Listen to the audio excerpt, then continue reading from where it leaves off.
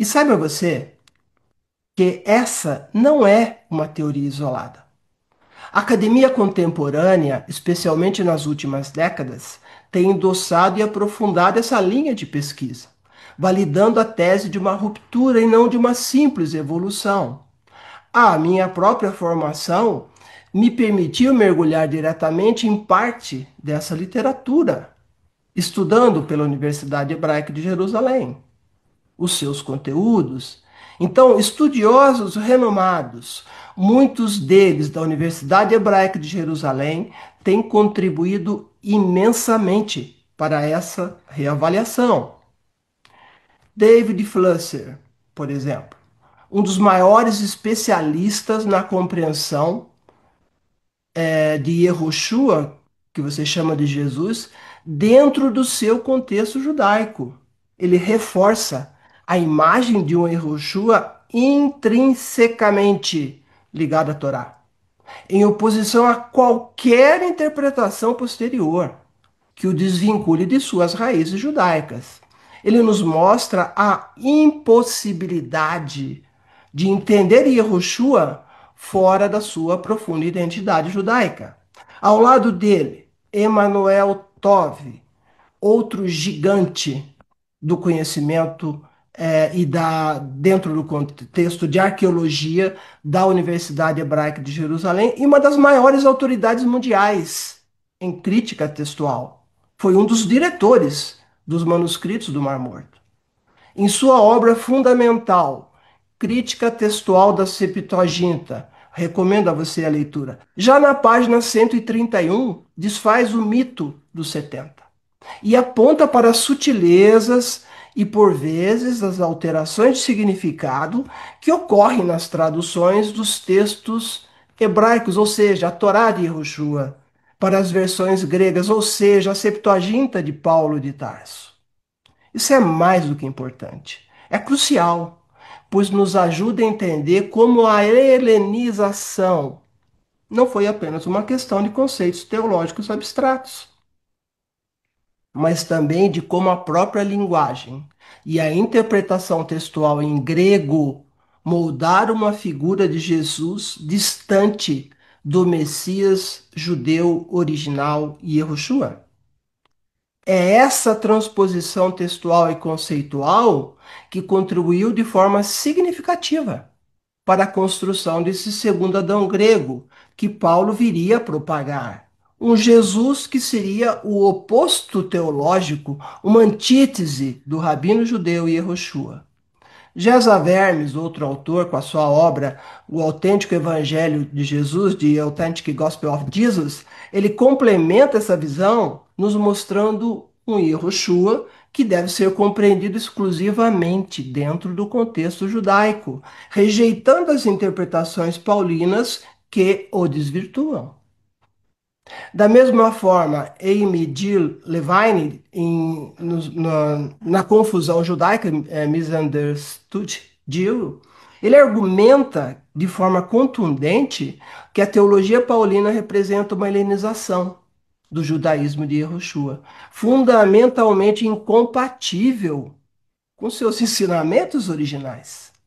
Ainda aprofundando as consequências sociais e históricas dessa ruptura, nós temos figuras como James Parks, catedrático da Universidade de Oxford, citado no meu livro, que nos seus capítulos iniciais, especialmente do 1 ao 5 da sua obra O Conflito entre a Igreja e a Sinagoga, trata sobre a história das relações judaico-cristãs do século I, mapeia meticulosamente como a teologia cristã primitiva, fortemente influenciada por Paulo, construiu as bases de uma autodefinição que, paradoxalmente, se fundamentou na rejeição e demonização do judaísmo de Yehoshua. Parks demonstra como a separação de Paulo do judaísmo de Yehoshua não foi apenas uma questão doutrinária, mas teve profundas implicações históricas para a relação entre judeus e cristãos, contribuindo para a narrativa da substituição, que eu chamo de teologia do deslocamento e que eu cito no meu livro. para que houvesse a subsequente perseguição dos judeus fiéis à Torá de Yehoshua. E.P. Sanders, em Poe in Palestinian Judaism, ele continua a documentar a continuidade da observância judaica nas primeiras comunidades, contrastando com a ruptura introduzida por Paulo. Autores como Robert Eisman e James Tabor reforçam a tese do conflito entre Paulo e a liderança de Jerusalém, evidenciando a divergência radical.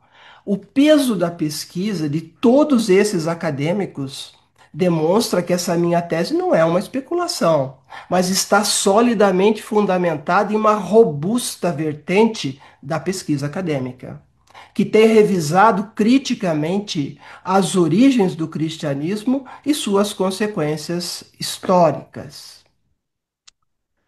Conclusão. Em suma, a análise rigorosa nos leva à conclusão inevitável. Paulo de Tarso, longe de ser um mero continuador, foi o principal catalisador de uma profunda transformação que o afastou da autoridade e dos ensinamentos do rabino judeu Yehoshua e de Jerusalém. Essa ruptura não foi uma evolução teológica, mas, como vimos neste vídeo, uma apostasia fundacional que criou uma nova religião com sua própria figura central, o segundo Adão grego, o Jesus de Paulo, e seu próprio dogma visionário e exclusivista. A minha intenção, como historiadora e arqueóloga bíblica, é convidar a você e a todos a uma reflexão profunda. Repensar as origens do cristianismo e a figura de Paulo é essencial para compreendermos tanto a história da fé, suas complexidades, quanto os fenômenos do fundamentalismo cristão religioso de Paulo em nossos dias. A compreensão de Paulo como o primeiro Adão e pai do fundamentalismo cristão oferece uma lente crítica e acadêmica para analisar as características de movimentos religiosos que, em sua essência, buscam redefinir verdades, com base em interpretações radicais e autorreveladas, independentemente da tradição e dos fatos históricos. Tradição judaica. Um verdadeiro aborto no tempo e no espaço, e na verdade original do próprio rabino judeu Yehoshua ben Yosef. É uma jornada que nos leva a questionar, pesquisar, aprofundar o conhecimento e, acima de tudo, a compreender melhor as raízes de um legado tão complexo quanto fascinante. Então, muito obrigada por assistir este vídeo e até o nosso próximo encontro. Tchau!